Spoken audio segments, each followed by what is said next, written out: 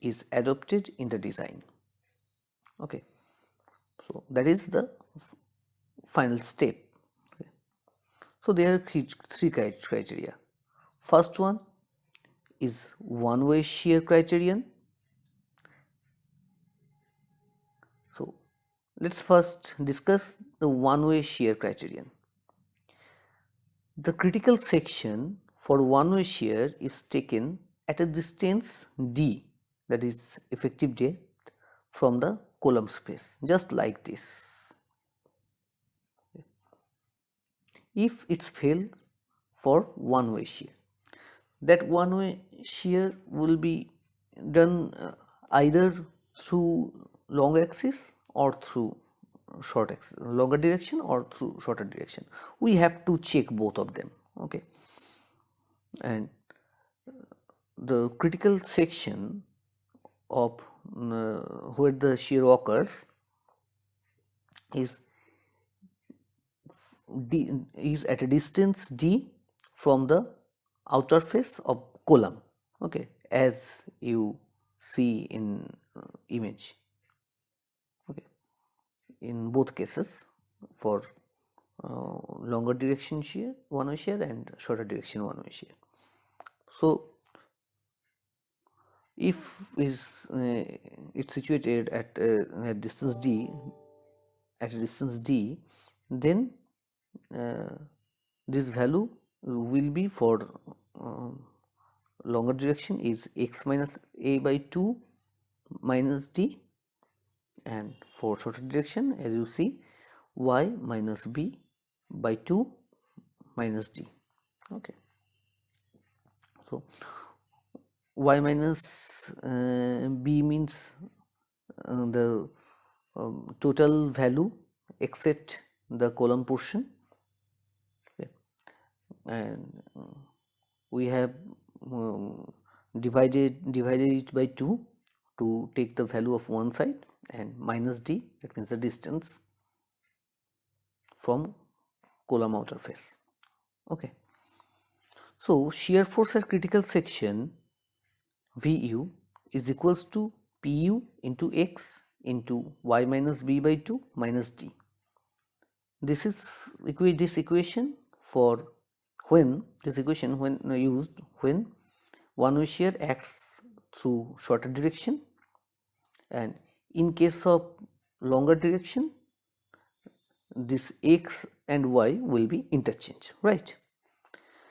And shear force resisted by concrete is tau c into xd. So from equation 1 and 2, we will get this kind of equation, that is tau c xd is equals to pu into x into y minus b by 2 minus d. From this equation we have to calculate d. But as exact percentage of reinforcement to be provided is not yet known, so tau c may be assumed as that corresponding to the minimum reinforcement.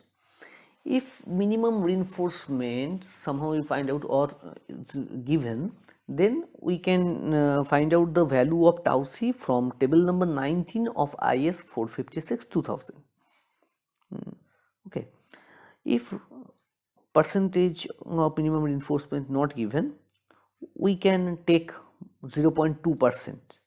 okay, so that will be like that. If we take 0.2% and FCK is M20, then the value will be 0.32 Newton per millimeter square as per table number 19 of IS 456 2000. Okay.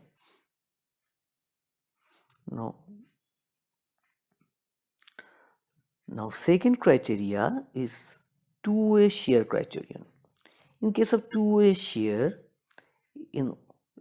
this two-way shear is also called punching shear, because all sides of column, all sides of footing is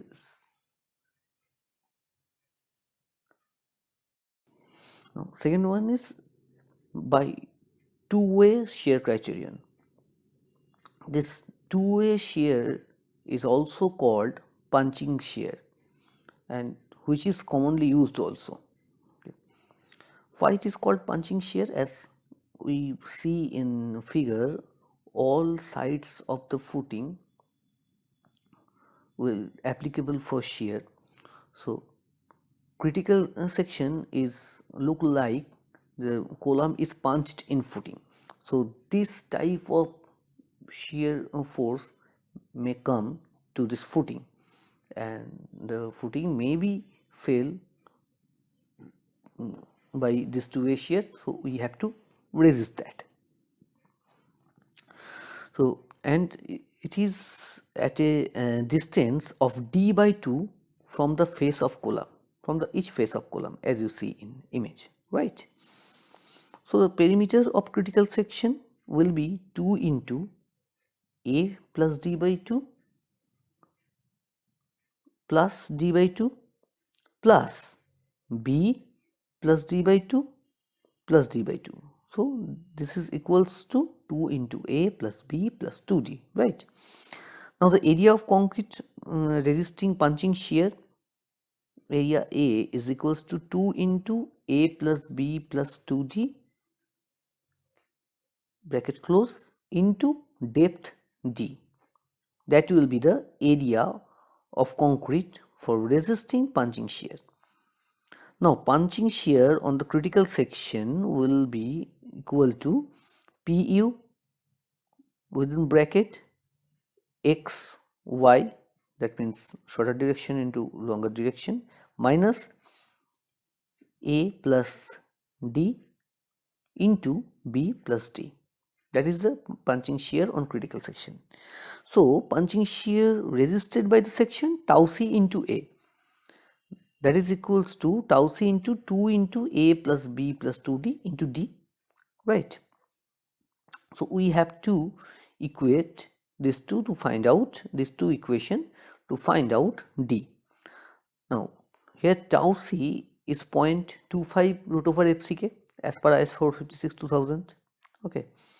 Now by equating two expressions 3 and 4, we can calculate the depth of footing. Okay. Now the last criterion is bending moment criterion. The critical section for bending moment is shown in figure. This may be this side or maybe that side. Okay, another side. Okay, so this is the critical section. Okay. So shorter direction is x as usual, longer direction is y. So critical section side of critical section will be x minus a by 2. Okay, so the moment will be like this, y into pu within bracket x minus a by 2 into x minus a by 4 is equals to pu by 8 into x minus a square. Okay, so bending moment in y direction is equals to pu by 8 into y minus b square. Okay, now moment of resistance of section is equals to 0.36 fck into x u limit by d within bracket 1 minus 0.42 x u limit by d into y d square. Okay, right. So equating equation 5 and 6 with the moment of resistance, we get the value of d. Okay. The highest value of depth as obtained in step A, B and C, that means for one-way shear, two-way shear and moment. So above this all shall be adopted as effective depth of the footing. So the highest value will be adopted. Now the last part is determine the area of reinforcement required by the following equation. This equation is given in just as the form which is given in annex G. Mu is equals to 0.87 Fy AST into D within bracket 1 minus AST Fy by XD FCK. Okay.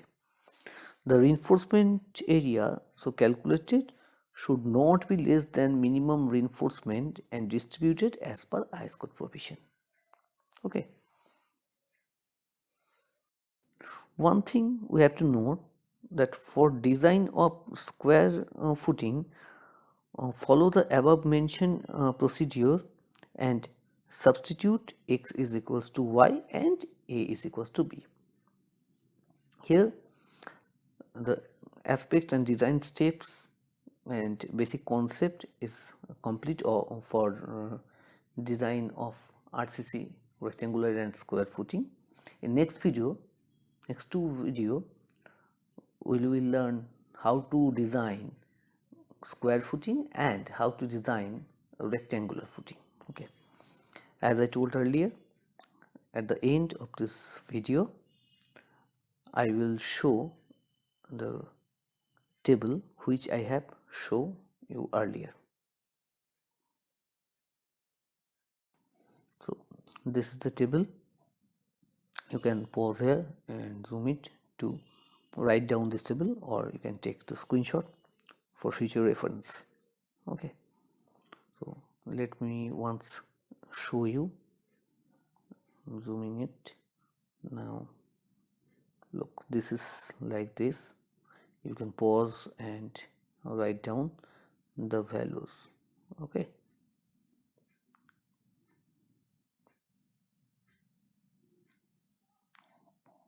thank you for listening.